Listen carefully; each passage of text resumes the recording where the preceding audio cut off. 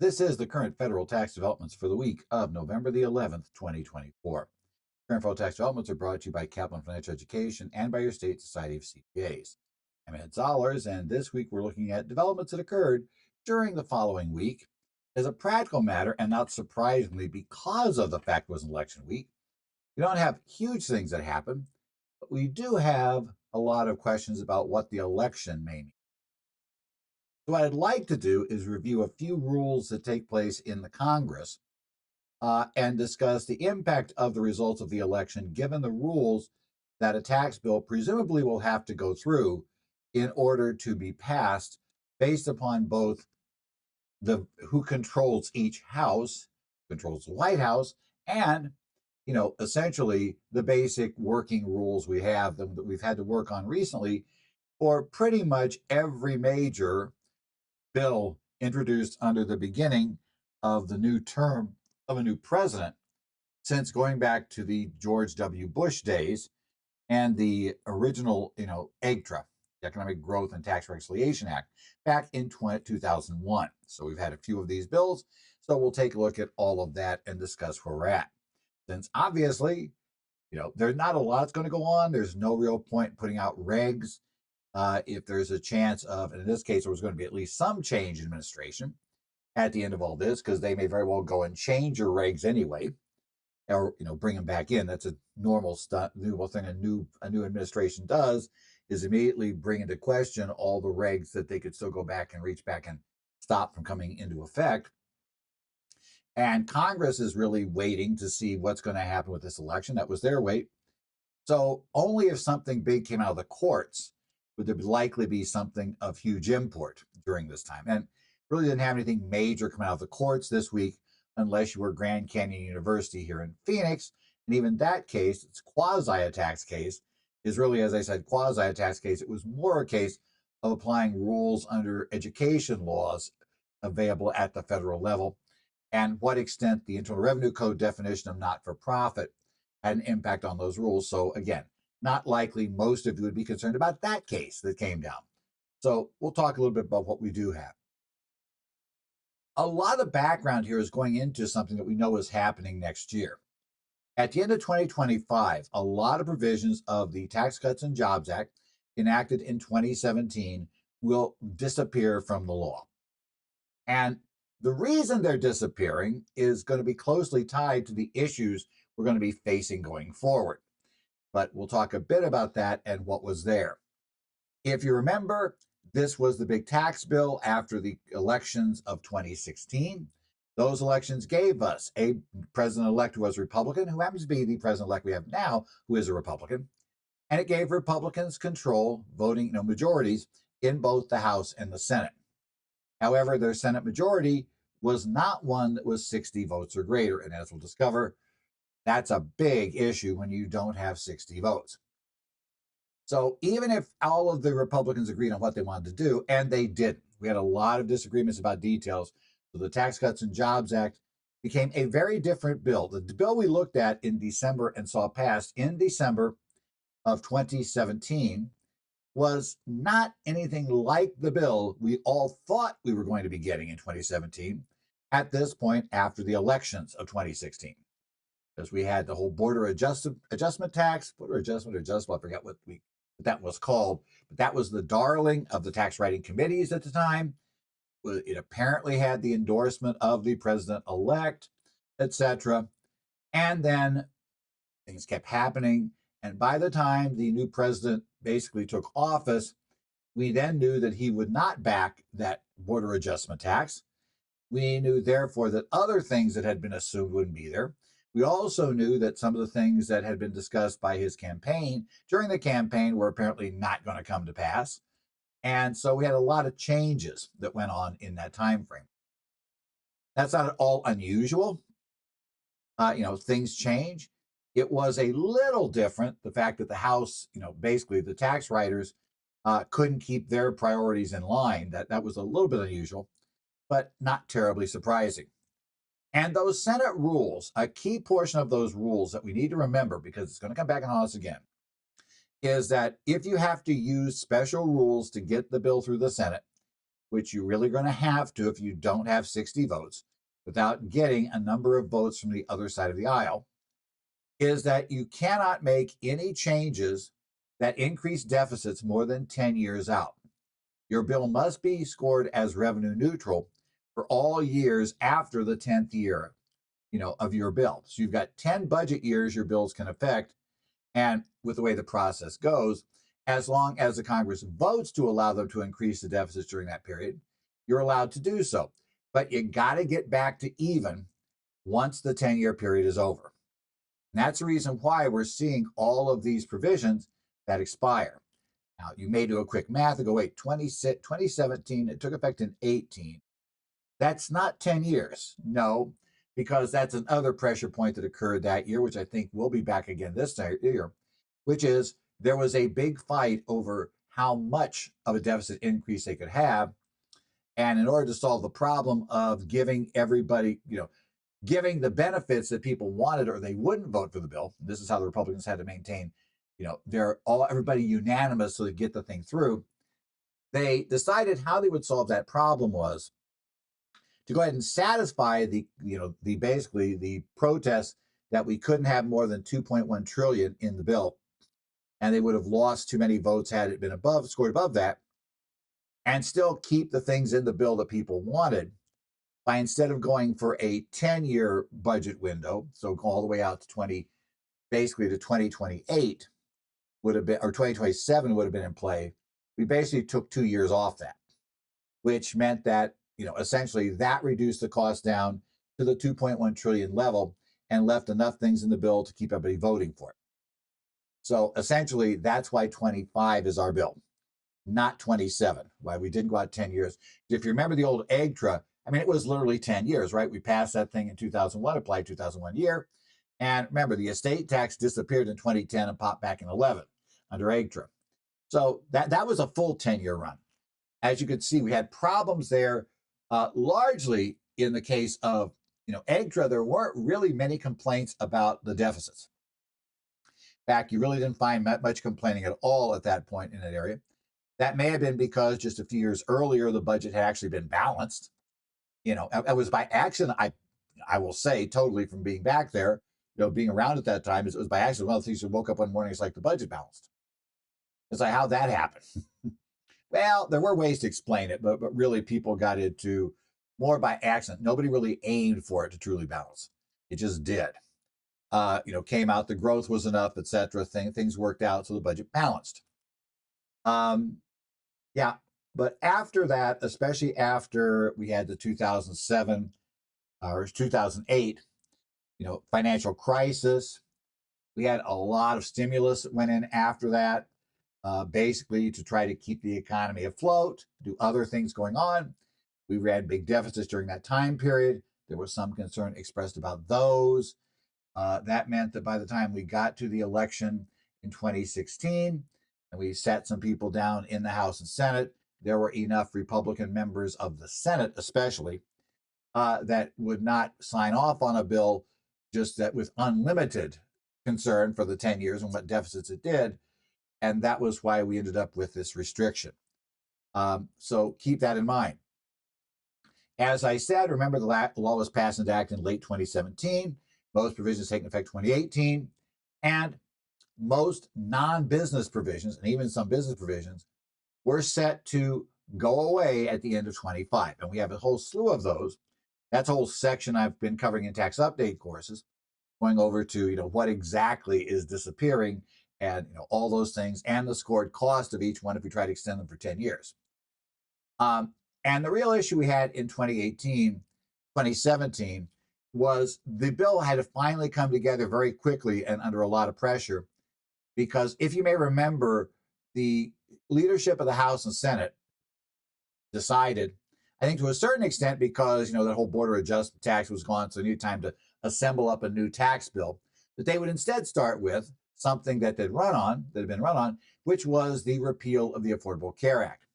However, in the interim, it turned from repeal the Affordable Care Act to repeal and replace with something better. And as you may remember, that became a quagmire that the party never got out of, trying to get enough Republicans to vote in favor of something that would arguably have been, the repeal and replace. It's one of those great object lessons. We've seen them many times in the past, but it's not coincidental that the House passed, because Republicans controlled the House in the last years of the Obama administration.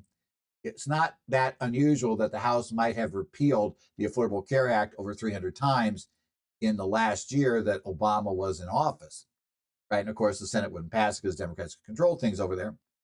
But suddenly, when the Republicans came into power, even in the House, it became real interesting to repeal the Affordable Care Act, because suddenly it was like, if we do this, it would actually happen.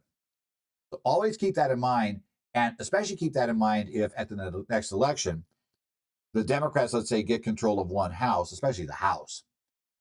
You may see a lot of bills like that where they're voting for things that if they actually had control, they would never vote for it.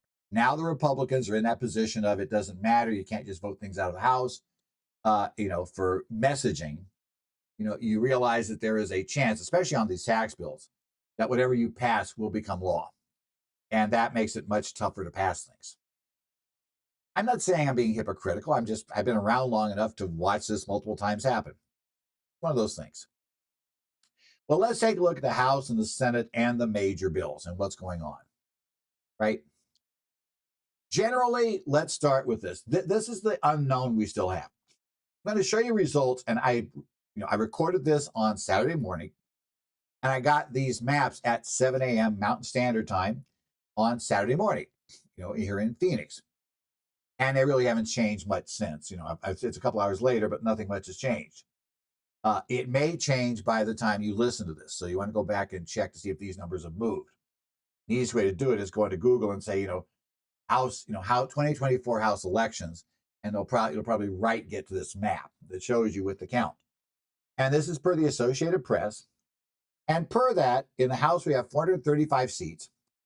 That means all 435 are always up for election every year, because they're just, every time we have an election, because they're 2-year terms. So every 2 years they are up for election. That means every federal election, we always re-elect the entire House. So all the House seats are up for grabs.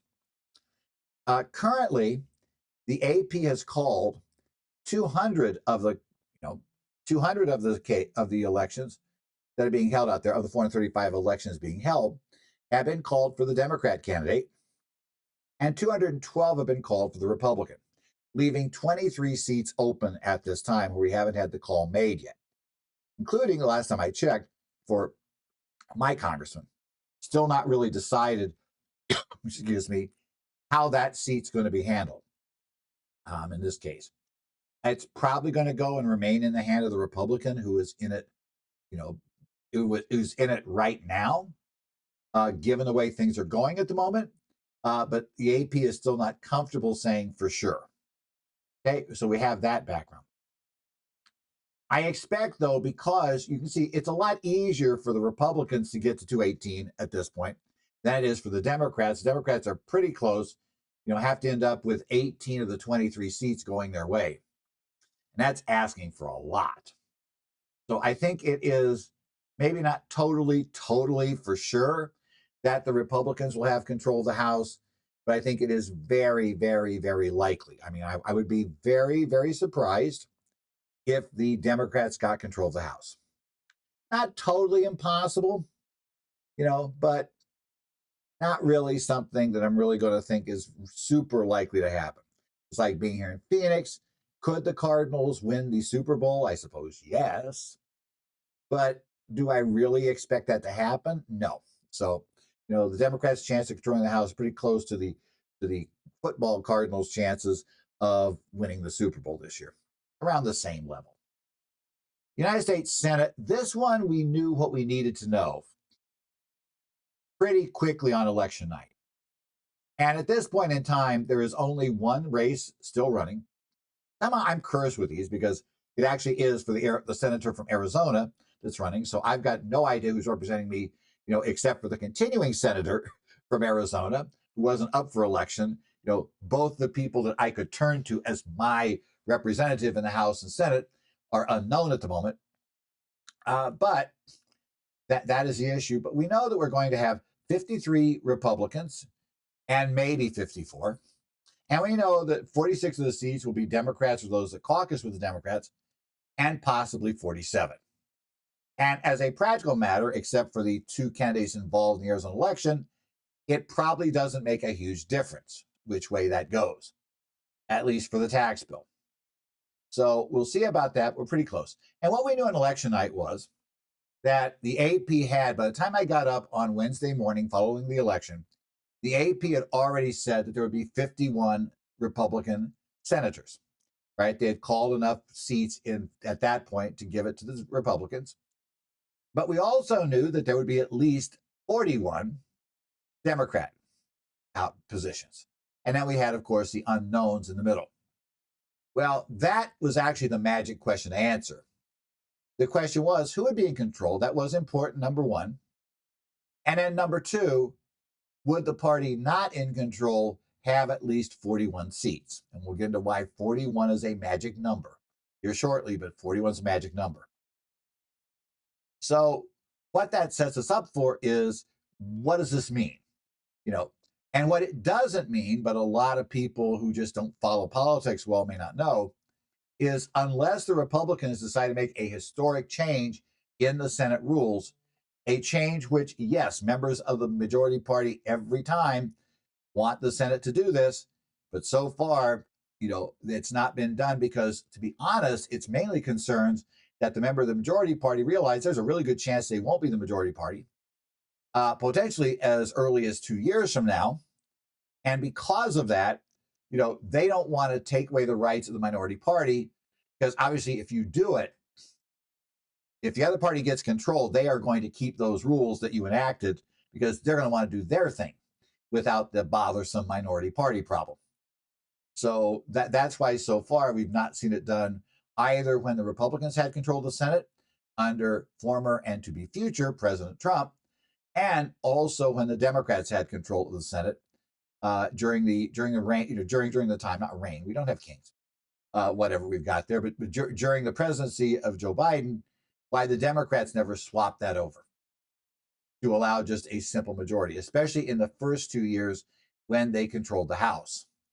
So then, as you'll understand, there's a big reason why you'll see a push, and probably will again hear calls to abolish the cloture rules, or at least modify the rules that involve reconciliation, make the cloture rules not important in a reconciliation vote, at all, and to expand what cloture can do, expand what the budget reconciliation process can do, because that is one way around the cloture vote. So we'll see what goes on. Okay. So this gets back to a simple fact that the U.S. Constitution does not really give us many rules that apply to the House and Senate. They're allowed to normally adopt their own. So, all the Constitution tells us basically is that a majority vote in the House, that's a bill that passed, and a majority vote in the Senate passes, with the proviso that if there is a even vote in the Senate, we're tied, then the vice president can cast the deciding vote. The vice president's not allowed to vote unless there is a tie. If there's a tie, the vice president could cast the deciding vote.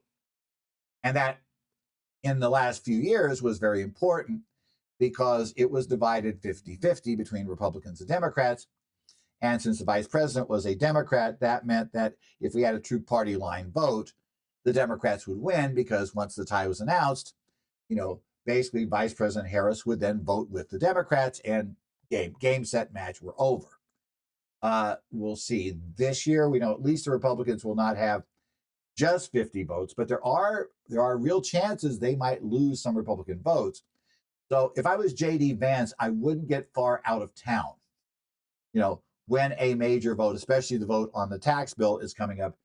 I would stay close to, I'd stay in the D.C. area. He might need to go down there on short notice in order to be able to take control of the Senate and cast his vote. So JD, don't plan on long trips, or being out places when it looks like we're going to have the Senate votes on items that are, especially the tax bill, because that's when we're probably most likely to need you. If we are going to consider, the Republican leadership will say, hey, JD, you got to be here, right? Yeah, we're going to require that. So keep that in mind. Um, these rules tend to see limited changes, especially in the Senate. The Senate is very tradition bound. So, making a change there, we have made a couple of changes to these rules, but they've been very, very limited. Initially limited to uh, allowing votes on judges other than Supreme Court judges and basically nominees that need to be confirmed by the Senate without having to clear the cloture rules. It was then that expansion was done under Democrat control. It was then expanded to cover Supreme Court justices under Republican control. And, there was a push both the last time the Republican controlled everything, and of course, the last time the Democrats did it at the first half of the Biden administration to remove these rules. And again, in both cases, it didn't have enough support to get off the ground because the minority party is never voting for that while they're the minority party. And the majority party, they have too many members who think I'm going to be around when we're in the minority, and I don't want to give up this power when the other party has control. So we'll see. So if the rules stay the same, and I think most observers right now believe they are likely to remain the same, then we're going to have to see why we're going to have these temporary provisions, most likely, all through whatever Congress passes next year. And so whatever we do will be a whole bunch of these provisions that will only apply for at most 10 years. And then there'll be a few that they're willing to actually pay for that will be made permanent, but they have to pay for those. And again, paying for them means either raising revenue, which, by the way, is a nice way of saying raising taxes, or cutting spending. And by the way, the difference between wasteful spending, it's spending they're doing now, and not wasteful spending is whatever they cut, you'll immediately have a large crowd that shows up, protests in hand, that will claim that that's not wasteful spending. All of those things. So, no, don't cut my stuff, cut their stuff, right?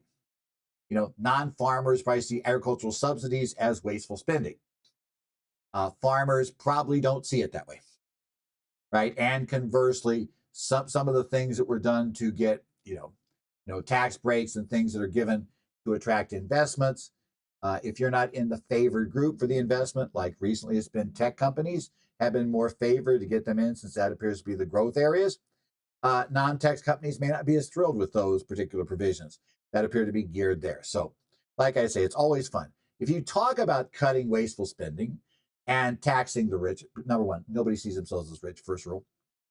I have a feeling not even Bill Gates, not even Elon Musk sees themselves as rich. Understand that. Psychologically, it's very, very difficult to get people to believe, even though they may be better off than everybody else, they're still not rich. So I understand that view of it. Now, a House bill is really easy. Majority rules in the House, period. If you can get 218 votes, essentially, that's all you need. Now, the Speaker has control over what comes to the floor. So it is very important that you have enough votes to elect your Speaker. This is why we're going to expect there's going to be a lot of negotiation over the next up through January. And while I do not expect the Republicans to change their Speaker, especially if the president-elect gets involved and backs him, which appears likely to happen, we may still nevertheless see that he has to make a few deals to get elected. And how many deals he has to make comes back to one key issue. How far above 218 are the Republicans? If they are right at 218, every member of their caucus has a full veto over anything that needs to pass with just Republican votes. So bottom line, they may never be able to get a speaker if they had 218 exactly, because they may get two members of their caucus with polar opposite demands, or they're not voting for the speaker that most of the caucus wants to go in. Again, it's a little bit easier when you have a president that's just been elected in the White House, because they tend not to want to go against the president at that point until he has a bit of damage. Then they're perfectly willing to go against the president, especially if he can't run again. So be aware of that. We tend to see that. In any event, assuming they get there, basically it's determined, bring it to the floor. will be determined by the Speaker and the Rules Committee. But we go to the floor. As long as the Republicans, if they get control, which I expect they will, as long as they stay together as a group, we don't really care what the Democrats want. It doesn't matter. If you're there, I'm sitting there in the party, I don't care what the Democrats want because let's say I am the Republican leader of the Senate. It doesn't matter. Just as when the Democrats had the control of the House, if I were the leader, the Speaker of the House, the leader of the Democrats, didn't really care what the Republicans wanted. Wasn't my issue, right? We passed, no problem, right? So the catch is, though, that's not how it works in the Senate. What that means is almost always out of the House, we will get a pure bill that is all the priorities of the party in control. However, that bill, if not modified, normally is dead on arrival in the Senate. And that's your problem. And that's why you could repeal the Affordable Care Act multiple times, 300 plus times, because at that time, you knew it wasn't going to get anywhere in the Senate. And you also knew if it did get out of the Senate, I think it did once, the president was going to veto it.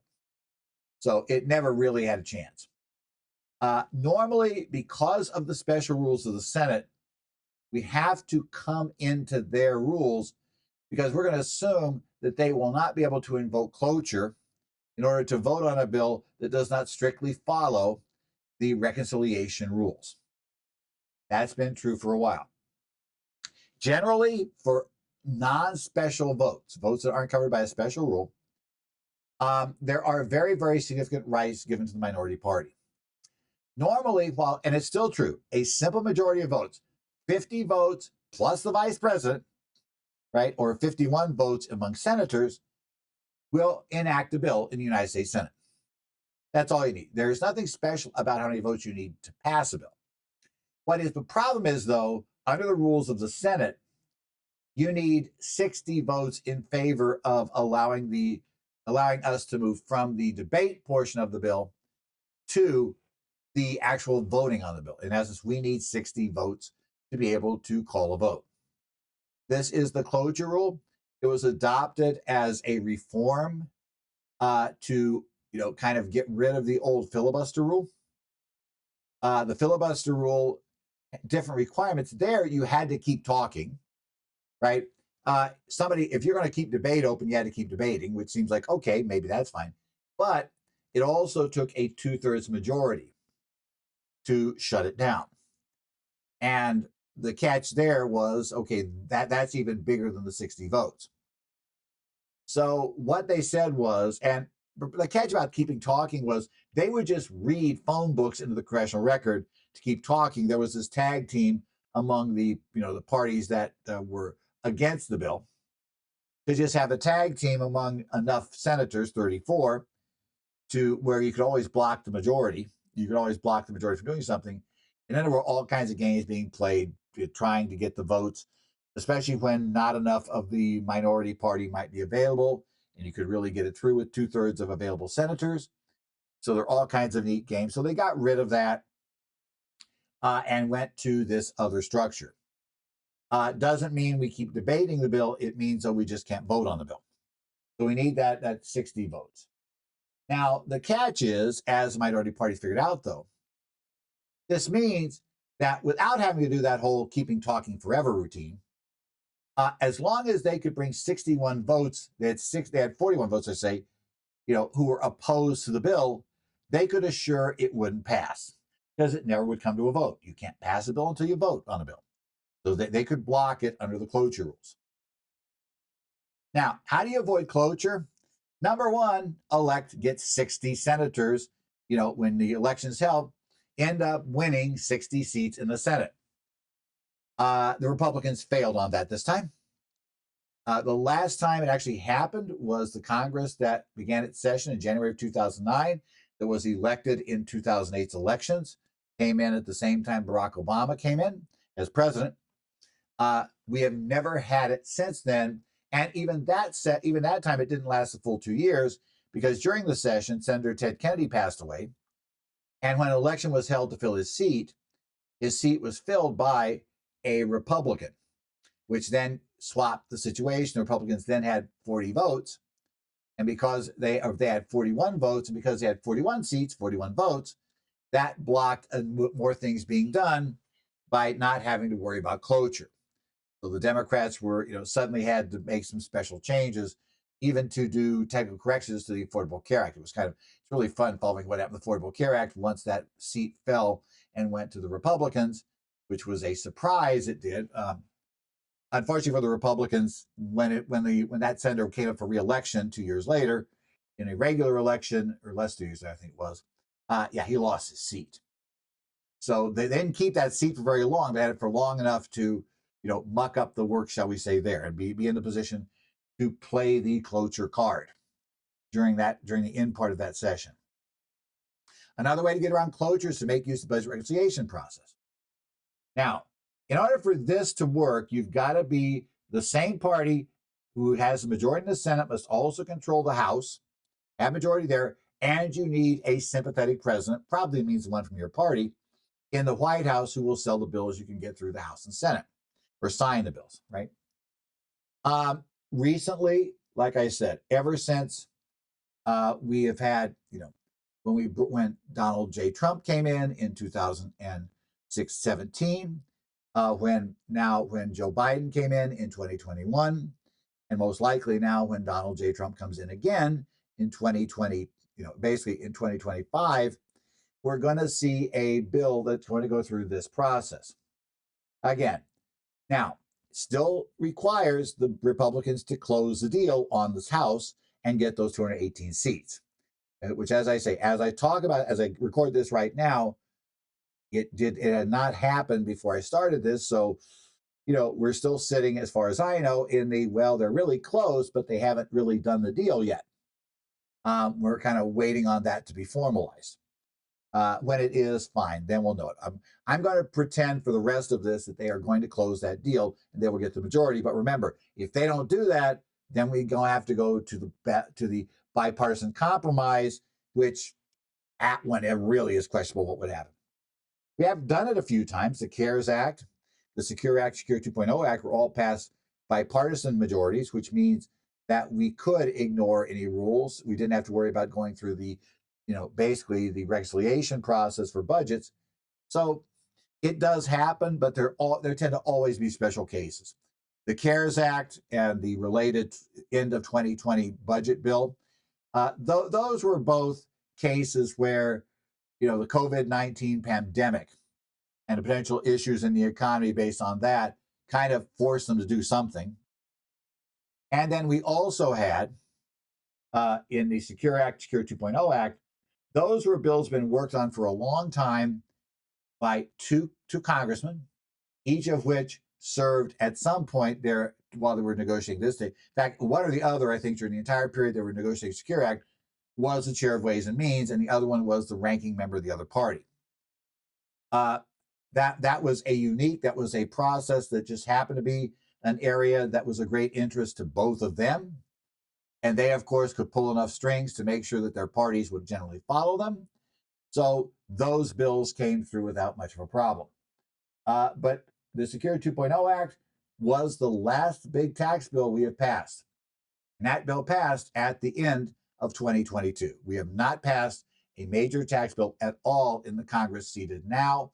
And it is highly unlikely that we're going to pass one before they have to adjourn and make room for the Congress that has just been elected to come in.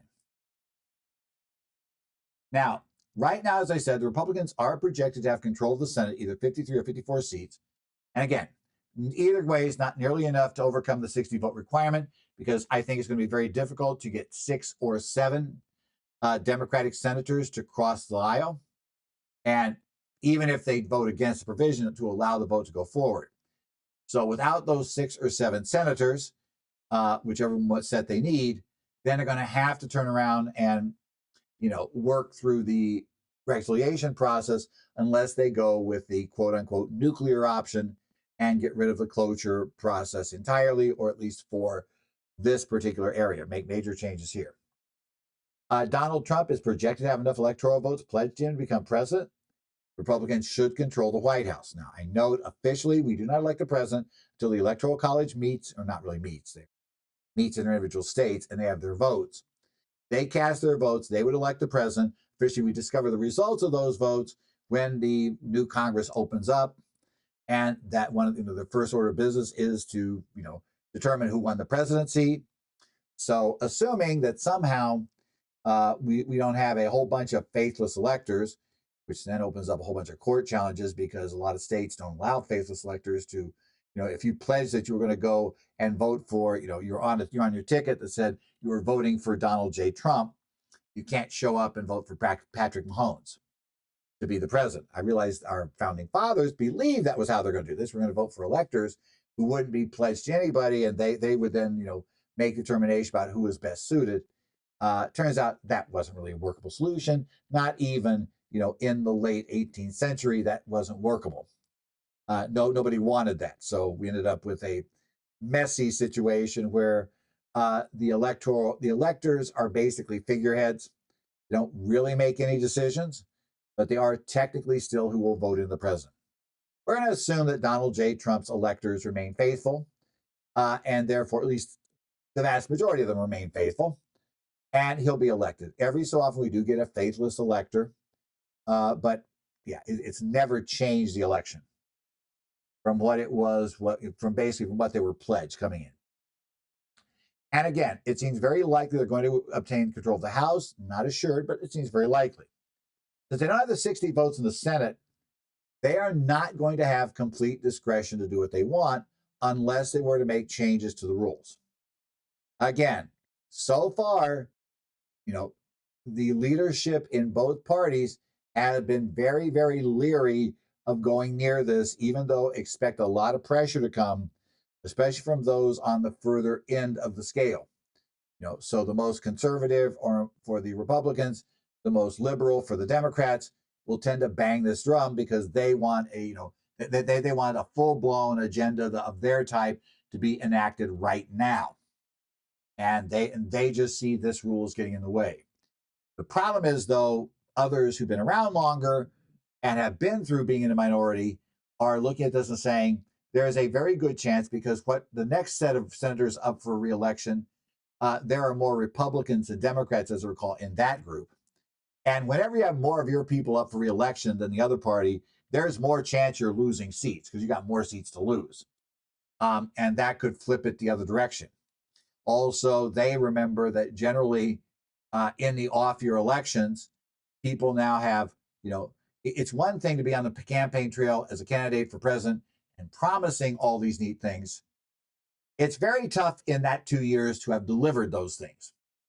And when reality happens, or when people see what happens on the other consequences of doing what was discussed, then the president tends to become less popular, and the president's party becomes less popular. So that's why you figure, look, we got at best a tight majority, right? We don't have an overwhelming majority in either house. That means that it's very, very, very possible we will go in the minority in the Senate. So we're not thrilled with making changes, because believe me, if you make those changes, if the Democrats get control back, they're not going to suddenly go back to the old system. They'll whine about giving up the old system, but once you left it in, we're fine. It's kind of like back when the Democrats changed it for voting for individuals who are nominated for cabinet positions and other positions that need to be confirmed by the Senate, and for judges, Supreme Court judges. While the Republicans wildly objected to that and complained and yelled and screamed when it was passed, they've never put that rule back in. Right? In fact, they went ahead and said add Supreme Court judges. Democrats whined and screamed about that, but they never put that rule back in either. So, in essence, it's one of those issues. So the most likely route appears to run through reconciliation, because the others are involved making a change to the rules that will be unpopular, will make it seem like you're doing a power grab, and voters don't tend to like that. And so there's lots, and it's also just risky because you don't stay in control forever. You got a problem in terms of, it's suddenly you're going to be living with the fact that you might as well go and stay home for the next 2 years, because it won't matter as long as the other party stays together. So that'll be it. Let's talk about this process and a little discussion about what it probably means for our bills. With the increasing partisanship, more and more we've had to go use this process to get a bill through. Basically, it was very clear that, what became clear early on was that as parties began to just use this 40 votes as a sledgehammer for everything, right? It was thought initially that, you would only use it likely to the filibuster, because the filibuster is a real pain to run.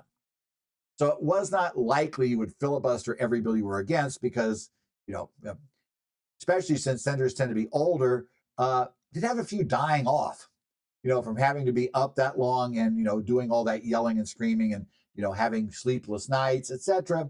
Yeah. So you only did it for a few bills that you really, really, really wanted to block. But this cloture vote was way easier. It's like it's really very simple. There's no real sacrifice by the minority party to use it.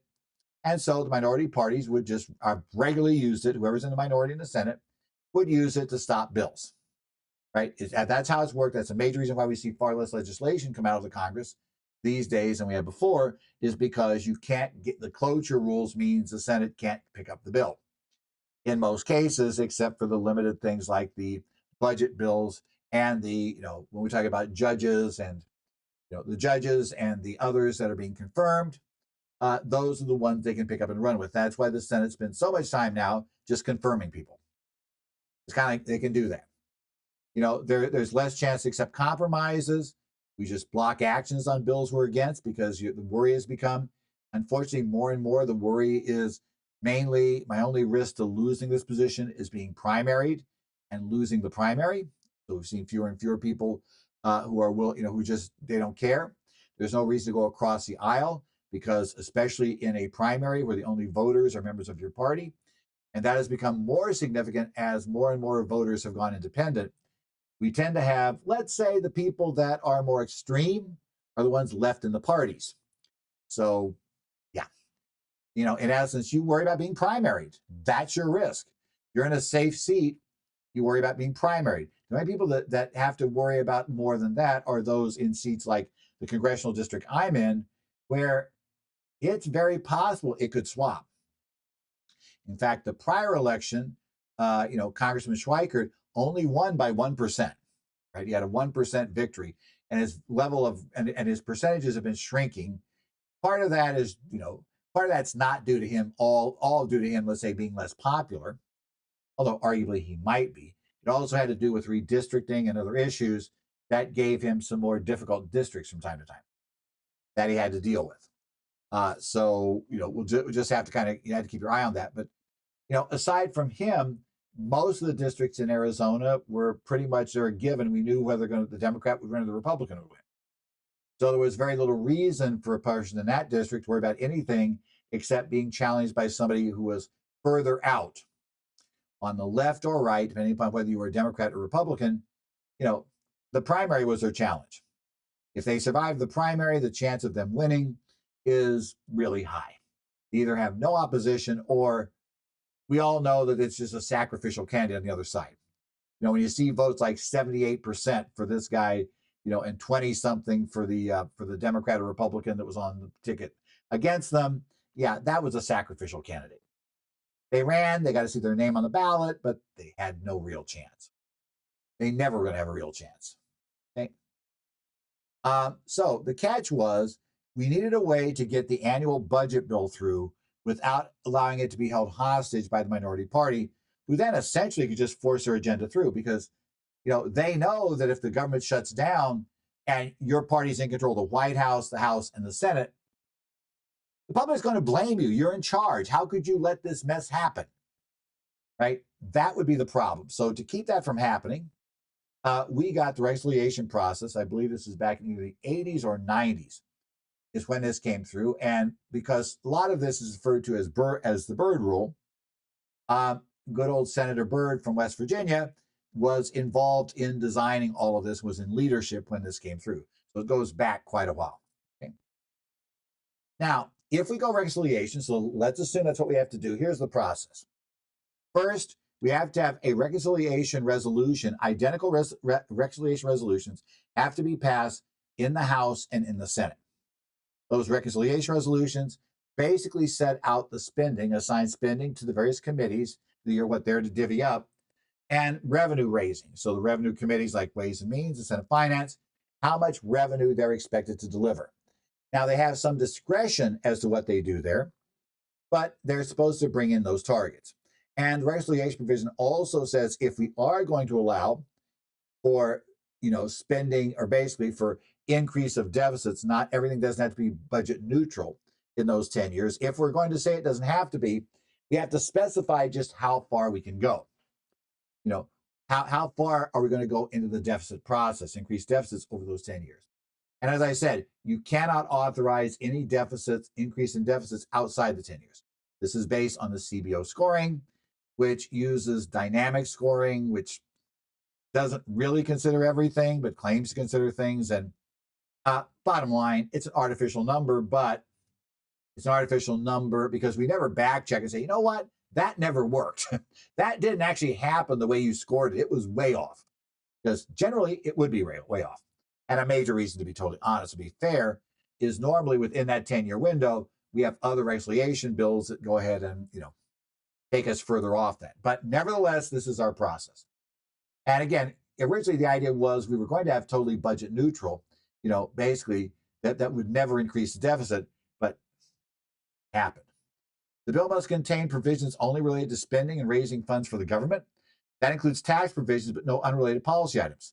And along with other restrictions, one of the other restrictions that's big is you can't change the taxation of Social Security in one of these bills. And that's important because we have a promise out there that wants to make Social Security non-taxable. And at least from the understanding I've gained from a couple of articles that appeared in tax notes recently, that's one thing we can't do via reconciliation. That one cannot be accomplished this way. It has to be accomplished separately. The bill must not commit the government to an increased deficit outside the 10-year budget window. And the details regarding how such bills are handled must be followed. And the details are so weird and so arcane that literally one of the reasons we're there, and one of the things that happened was we literally do not call the Tax Cuts and Jobs Act the Tax Cuts and Jobs Act.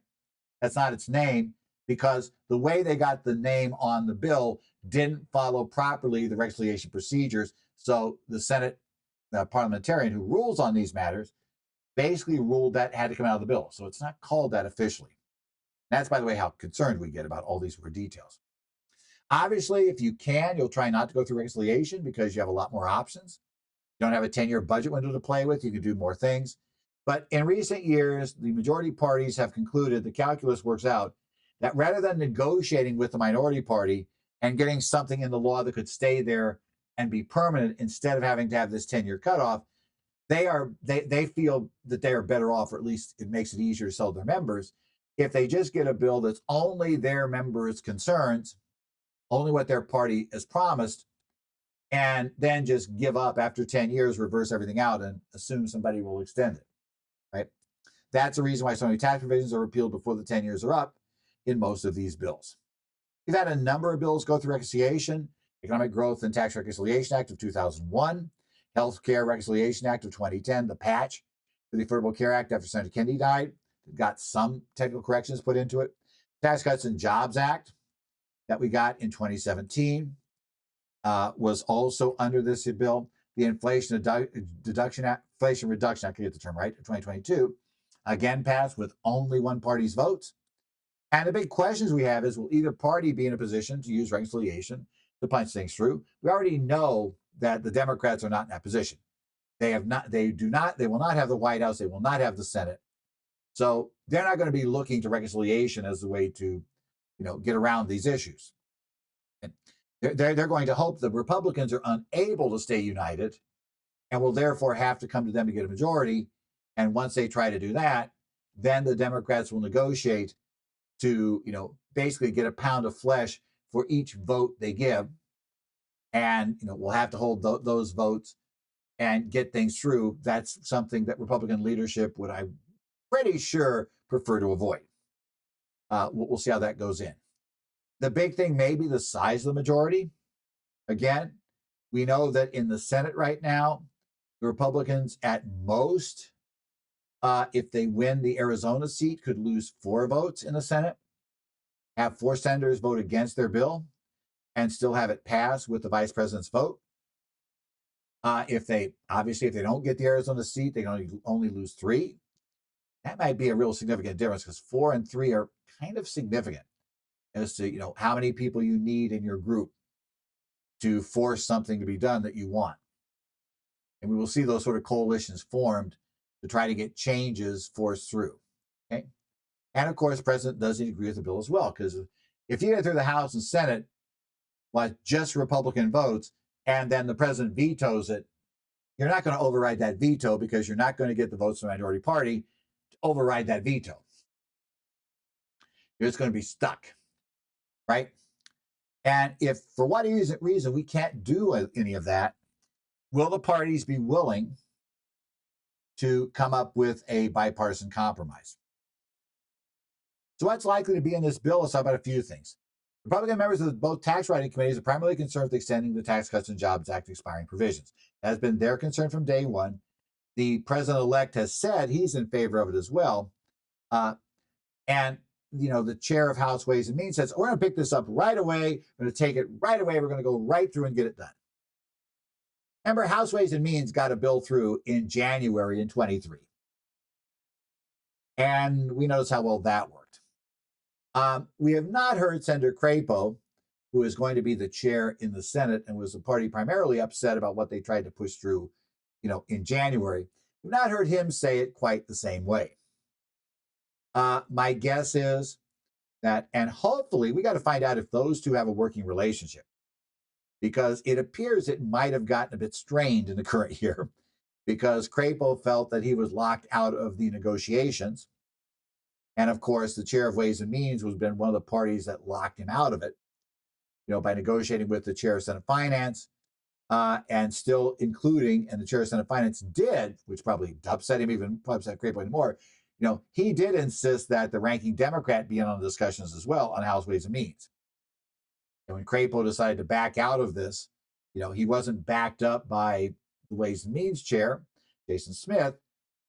You're hoping that those two can get a working relationship together. But that's one of those issues. And the other big problem we have, though, and this has caused a lot of concern recently on the Hill, the president-elect made a lot of promises and a lot of expensive promises in the campaign, right? And he's still got to sign the bill. So they can't just ignore his promises, because he probably wants those to be in there and may care not quite as much for some of the TCJA extensions. So what he has a promise to do, among other things, is he said, we're going to remove from taxation a number of items of compensation. That would include tips. Tip income would no longer be taxable, he said. He said, we're not going to tax Social Security, but that's the one to remember. We can't do that one through regulation anyway. He said that we are going to not tax amounts paid to first responders and the military. It's not clear if that covers only current active payment for service or if that also would cover retired. If it covers retired, it's really expensive. And also, overtime wouldn't be taxable. And that has a huge price tag on it if you do that one for the 10 years. And finally, he also agreed that he would not allow to be extended the cap on state and local taxes on Schedule A, which has a really big cost as well. There's a problem. The concerns over inflation and the deficit are the problem here.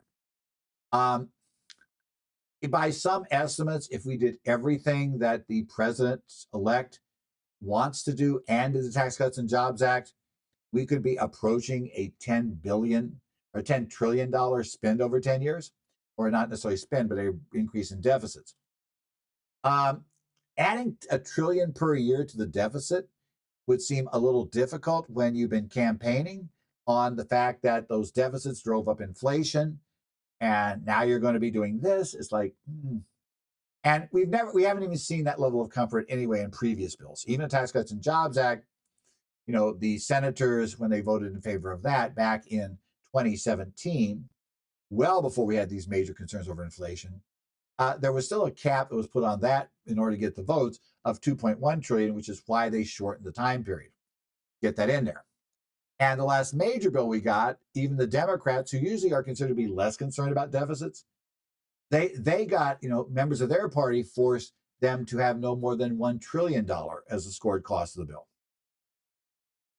So yeah, those are all going to be interesting to see how they go and see what's there.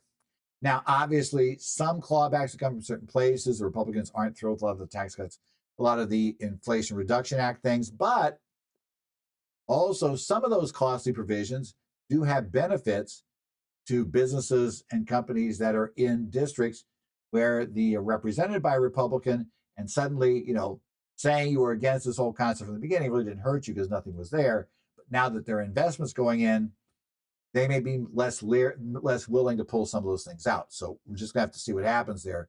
But in any event, it appears highly unlikely that we can get everything that's in the Tax Cuts and Jobs Act and everything that was promised on the campaign trail through a reconciliation bill. I just don't think you're going to get enough Republican votes to pass it through. So the real question becomes twofold. How much can they authorize to raise the deficit over 10 years and keep enough Republican votes to pass the bill? And similarly, how many items can they leave out and still get the president's signature and also not lose too many Republican votes who are going to wonder, you're not doing that. That has to be there. I'm not voting for it. It is not inconceivable that there is no combination of items to put in this bill that would get them to be able to pass the bill through the House and Senate through reconciliation using only their votes. Everything they put in would fail to get a majority because while you pick up some votes, you'd lose others. And you never could make it to your majority, right? It is clear, though, that some things are far less likely to happen than they would have been before. We're not going to see a whole bunch of additional energy credits probably. We're not going to be seeing, we may see the Affordable Care Act, not the act itself, but probably the credits go back to the old system so that there'll be less of a subsidy. Things like that are there. And the big thing to remember is we have a lot of uncertainty, and clients have to understand that for our planning. This has been the Current Federal Tax Developments for the week of November the 11th, 2024, the post-election edition. If you have any questions, you can email me, edzollers@currentfederaltaxdevelopments.com. I also do go on the discussion forums. You're going to find me there for certain state societies. I am on the Connect sites for Arizona, New Jersey, Minnesota, Illinois, Idaho, and in Washington. So you can see me on those sites. Just kind of keep your eye out. If you're there, you can do it. Otherwise, I will take a look this week. Hopefully they start giving us a little more developments this week so we can actually work on something for next week's session, without something like the Grand Canyon University issue, which is great for them, but probably not relevant for anybody else on the broadcast. We'll talk about that and see what's up. But we hope to see you next week on Current Federal Tax Developments.